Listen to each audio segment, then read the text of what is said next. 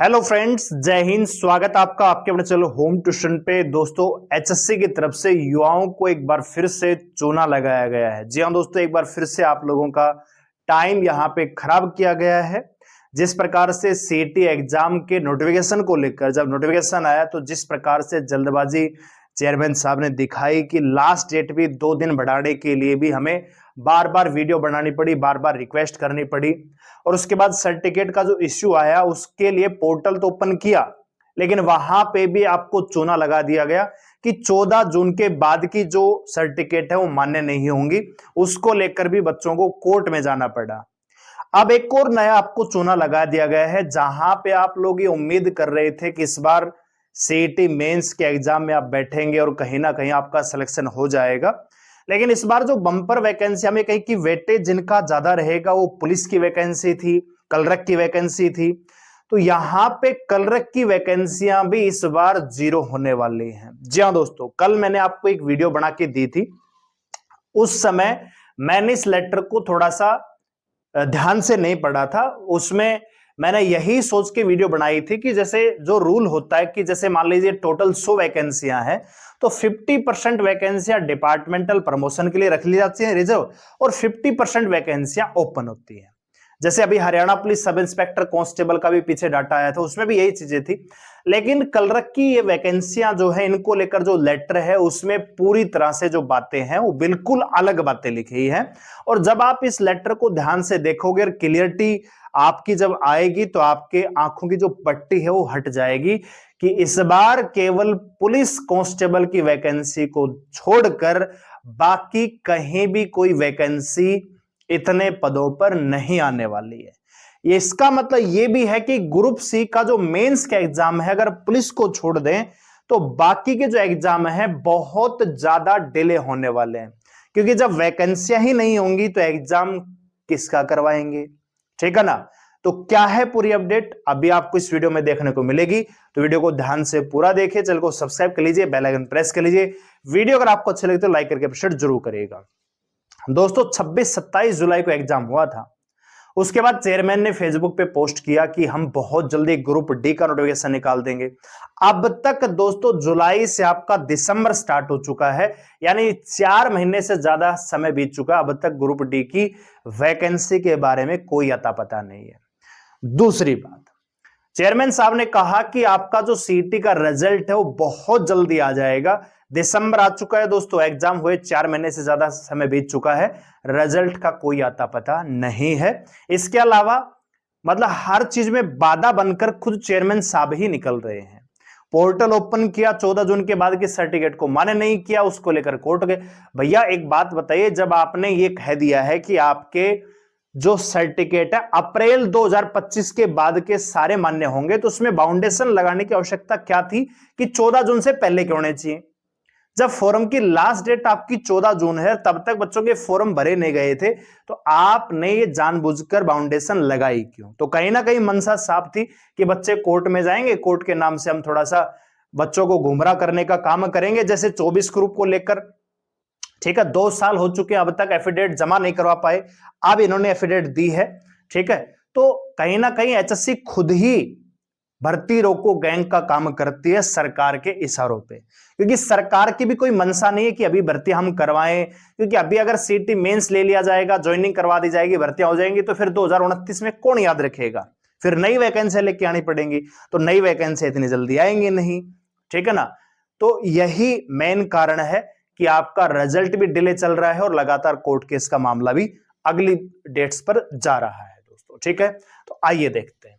सबसे पहले आप इस नोटिस को देखिए, इसमें जो लिखा हुआ है, इसमें कहा है कि जो एचएससी ने यहां पे डिमांड भेजी थी भर्तियों के लिए, जो रिक्वेस्टेशन भेजा था, उसको री एग्जाम हमने किया है, इनको री वेरीफाई किया है, और हमने डिसाइड किया है कि अब हम क्लर्क की कोई भी वैकेंसी एचएससी को नहीं भेजेंगे। क्यों?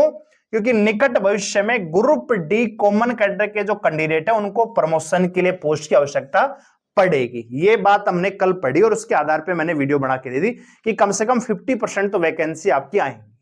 लेकिन दोस्तों इसमें अलग एक पॉइंट और लिखा हुआ है नंबर 3 पे कि इसमें एक और चीज है कि जो वैकेंसियां कलरक की एचएससी को भेज दी हैं हमने पहले, उनको भी विड्रॉल करने का फैसला लिया गया है। मतलब जो आपको पहले जो डेट दी गई थी, इसमें 15 नवंबर 2025 तक डेट मानी गई थी, जो वैकेंसी एचएससी को भेज दी थी कलरक की या ग्रुप सी की, उनको विड्रॉल करने का फैसला, यानी जो वैकेंसी भेज थी वो भी वापस देते, भाई हमारे पास वैकेंसी नहीं है और आगे हम आपको देंगे नहीं, ये इसका मतलब है। ठीक है दोस्तों, और ये कहा गया है कि HSC is also request not to take any action on the request. HSC को भी रिक्वेस्ट कर दी गई कि आपके पास अगर कोई वैकेंसी हमने भेजी भी है तो उस पर आप अभी कोई कार्रवाई ना करें दोस्तों। तो इसका मतलब ये है सीधा सीधा कि जो वैकेंसी हमने आपको ऑलरेडी भेजी है वो हमें वापस दे दीजिए, उसको जीरो मान लीजिए, और अगर आगे कोई वैकेंसी आएंगी वो एचएससी को नहीं भेजी जाएंगी, वो हम खुद रिजर्व रख लेंगे। ठीक है दोस्तों, ये देख लीजिए, it has also decided that the last date of requisition, ये 10/12/2025 तक डिपार्टमेंट से रिक्वेस्ट मांग ली गई है कि आपके पास ग्रुप सी, आप ग्रुप सी में एक बात बताइए, ग्रुप डी के कैंडिडेट सारे के सारे ग्रुप सी कलरक की थोड़ी बनेंगे, ग्रुप सी की बहुत सारी पोस्ट होती है और ग्रुप डी में भी बहुत सारी पोस्ट होती है, जैसे कोई पीएन है, कोई बेलदार है, कोई अलग टेक्निकल पोस्ट पे उनका प्रमोशन होना है तो जाएंगे तो ग्रुप सी में ही, और ग्रुप सी का भी ग्रुप सी के अंदर प्रमोशन होता है। मान लीजिए कोई कलरक है जिसकी 7-8 साल सर्विस हो गई है तो वो भी तो आगे जाके कलरक एसडीसी बनेगा, वो भी प्रमोशन लेगा। तो कहने का मतलब यह है कि ग्रुप सी, यहां पे कलरक की बात हो रही है दोस्तों, स्पेशल देखो कलरक की, क्योंकि ग्रुप डी के ज्यादातर कैंडिडेट कलरक ही बनेंगे, तो कलरक की वैकेंसी तो बिल्कुल जीरो मान लीजिए।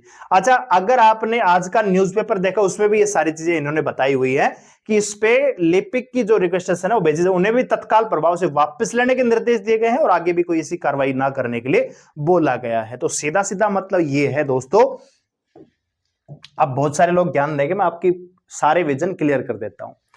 अभी के अकॉर्डिंग अगर आप देखोगे कलरक की वैकेंसी, अगर मैं कहूं कि भैया 31 दिसंबर 2025 तक कितनी वैकेंसियां हैं आपके लिए ओपन पोस्ट के लिए, तो वो है दोस्तों 0। ठीक है, अच्छा जी, 2026 में दोस्तों 8वां पे कमीशन लगेगा और 2026 में बहुत सारे कर्मचारी जो हैं वो रिटायरमेंट होने वाले हैं।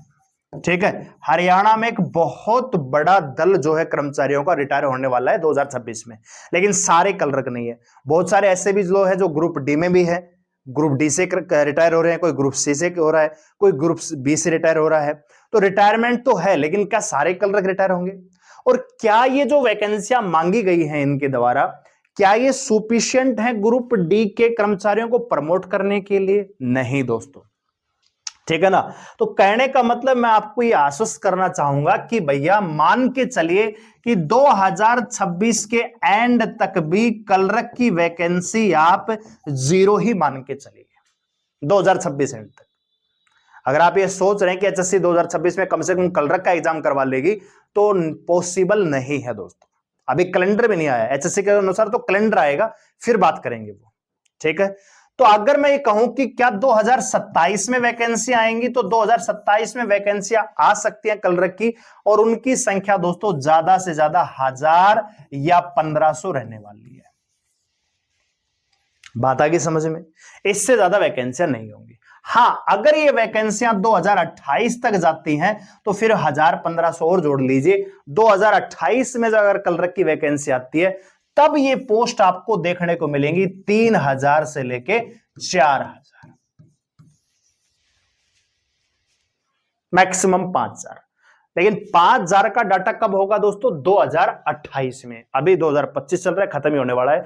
तो आप अगर एसएससी सीटी मेंस मतलब सीटी अगर आपने दिया है और पुलिस के लिए आप एलिजिबल नहीं है और स्कोर आपका इतना है नहीं कि आप भैया जैसे बड़ी पोस्ट जो है ग्रुप सी की जो टॉप पोस्ट है मंडी सुपरवाइजर वगैरह, पटवारी ग्राम सचिव की इस बार आने वाली नहीं है, मतलब आप ये मान के चलिए अगर आएंगे भी तो ना के बराबर आएंगे।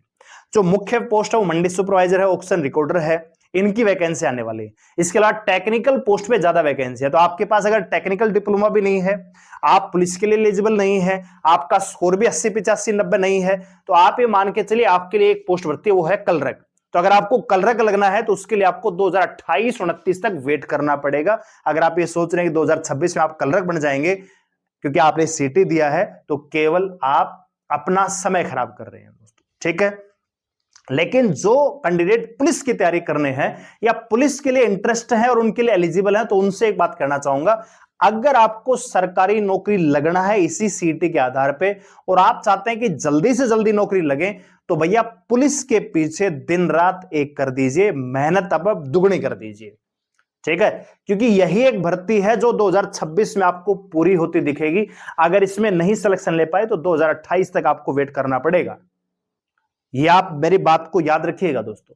धीरे धीरे मैं 2028 का मतलब ये कि 2026 में पुलिस की भर्ती होगी, फिर धीरे धीरे नोटिफिकेशन निकालेंगे, फिर फॉर्म भरवाएंगे, फिर लास्ट डेट, फिर ये तो करते करते 2028 आपका आ जाएगा। ज्वाइनिंग होगी या आपका प्रोसेस होगा 2028 आपके सामने होता दिखेगा दोस्तों, ठीक है। तो ये सारी सच्चाई है। अभी वैकेंसियां खाली नहीं है दोस्तों, 2026 में कल रखी वैकेंसियां, क्यों अभी तो अक्टूबर में ज्वाइनिंग इन्हें करवाई है, ठीक है ना। और बाकी एक और भी रीजन है कि HKRN के तहत भी कलरक की वैकेंसियां लगातार चल रही हैं, पहले भी ज्वाइनिंग हुई है और आगे भी चलती रहेंगी। तो जो डायरेक्ट रिक्रूटमेंट है उसकी जो वैकेंसियां कहीं ना कहीं वहां से प्रभावित होंगी और इससे प्रभावित होंगी। तो फिलहाल मैंने आपको बता दिया कि कलरक की वैकेंसियां तो ना के बराबर हैं, अगर आएंगी तो 2027-28 में आएंगी 3000-5000 के आसपास, ठीक है। तब तक आप अपनी तैयारी करते रहिए। और मेरा तो मानना यह है कि अगर आप फिजिकली फिट हैं तो आप सेंटर की तैयारी कर सकते हैं, दिल्ली पुलिस की तैयारी कर सकते हैं, हरियाणा पुलिस की तैयारी कर सकते हैं। अभी SSC GD का 25,000 पदों पे नोटिफिकेशन आ गया है, उसकी तैयारी कर सकते हैं। रेलवे ग्रुप डी का एग्जाम चल रहा है, वो आपने फॉर्म भरा होगा। रेलवे NTPC का फॉर्म आपने भर दिया होगा, नहीं भरा है तो उसकी भी लास्ट डेट बढ़ी हुई है, आप उसको भी अप्लाई करिए, ठीक है। तो कहीं ना कहीं HSC के साथ साथ आपको सेंटर की भी तैयारी करनी चाहिए, क्योंकि यहां पे आप सिलेक्शन लेते लेते बूढ़े हो जाओगे, रिटायरमेंट डेट नजदीक आ जाएगी ज्वाइनिंग के साथ साथ। पता लगा कि ज्वाइनिंग की डेट और रिटायरमेंट एक ही दिन है, तो कहीं ना कहीं हो सकता है हरियाणा में ऐसा हो, ठीक है दोस्तों। तो आपका क्या फीडबैक है, क्या लग रहा है, क्या वास्तव में चूना लगाया है? केवल एक भर्ती आएगी दोस्तों, ग्रुप डी। ग्रुप डी के अलावा आपको कोई भर्ती नहीं करने वाला है हरियाणा में, ये बात आप मान के चलिए। तो क्या आप सोचते हैं, क्या विचार है आपका, कमेंट सेक्शन में जरूर बताएगा। वीडियो लाइक करें, शेयर करें, चैनल को सब्सक्राइब कर लीजिए, हमारे साथ जुड़ रहने के लिए धन्यवाद। जय हिंद।